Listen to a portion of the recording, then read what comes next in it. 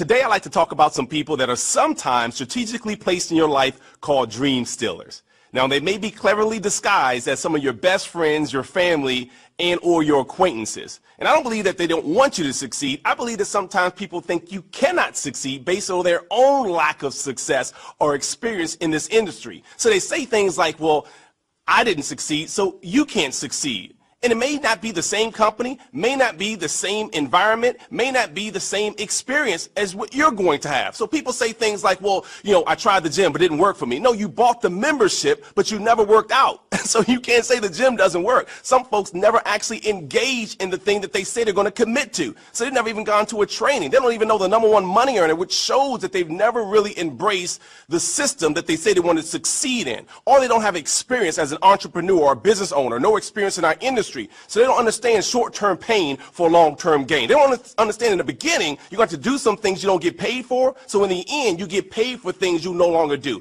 I like to say it this way. You can always count the number of seeds that are in an apple, but you can never count the number of apples that are in a seed. So people look at where you are today, but they have no idea you're preparing something for your generation and the generation to come. And so don't buy into other people's opinions, because if you buy other people's opinions, we buy their lifestyle. Or sometimes only because they don't have enough examples in their life. Otherwise, they would say, oh, yeah, my cousin made $1 million from home, or my ex-coworker walked away from their job because they made millions from home. But because people don't have examples to lean on, they say things to you like you can't succeed.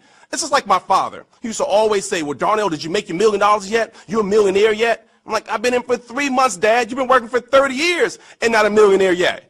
I didn't say that because that's my father. My father didn't believe in timeout. I've been knocked out until I woke up and came out of my unconscious state. And so anyway, it's just exciting to be a part of an environment where you do have support. You do have examples that are here to show us that we can do it too. So it wasn't my father's fault. He never had examples. People say this all the time. Well, your great-grandfather was a plumber. Your grandfather was a plumber. Your father was a plumber. What's wrong with being a plumber? Well, nothing's wrong with being a plumber unless you don't want to be one. So be careful buying the opinions of your family, friends, and neighbors. And sometimes it's strangers. People don't even know you, and they're trying to talk you out of your dreams. Folks have never even played the game. Why would you listen to a coach that's never played the game? I never forget I had this bill collector calling me and harassing me. And she's telling me I need to pay my bills. And I'm saying, look, I know I need to pay my bills. I'm trying. And she hears my kids in the background. She says, are those your kids that are here in the background? And I'm thinking she's asking because she's going to be empathetic by hearing my kids. And she says, no, you must not love your kids if you can't pay your bills on time. And I'm telling you, it affected me because I was already emotional because the month before I joined Prepaid Legal, my house was up for foreclosure, my car was repossessed, so I was emotional anyway. And I said, listen, lady, I'm trying to pay my bills. And she says, well, when are you going to pay? And I said, well, I don't have a job. I run a business, so I don't have a steady paycheck. She says, well, you need to get a job. And I said, I'm trying to get a job while I build my business. And she says, well, then you need to do that. So when can I expect payment? And I said, well, right now, I'm working on my dream. So I have no idea. And she said, you need to work on a reality. This is a true story. I couldn't believe it. And so my wife was saying, just hang up. Don't worry about it. So I said, what's your name? And she says, Bernadette. I never forget. It was like it was yesterday. And so I hung up the phone, and I'm telling you, I took pieces of paper. I wrote Bernadette on all these pieces of paper.